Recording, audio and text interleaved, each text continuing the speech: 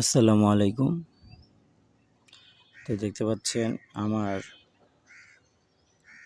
Dragon ফলের ফুলটা ফুটে গেছে 2-3 দিন আগে।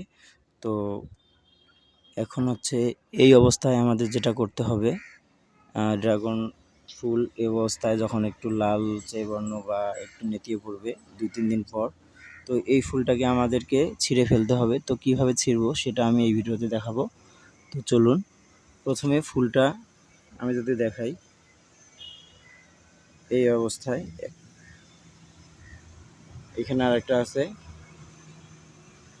তো ছেঁড়ানোর কৌশল হচ্ছে, প্রথমে আমাদের এভাবে নিতে হবে। প্রথমে ফুলটা উপরের দিকে, তারপরে নিচের দিকে এবং ডানে এবং বামে এরকম করলে ভেঙে যাবে। তো এইভাবে খুলে যাবে অনেক সহজে।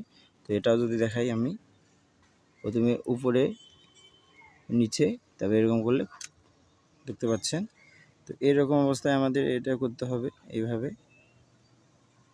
তো দেখতে পাচ্ছেন আমার ড্রাগনের বাগান।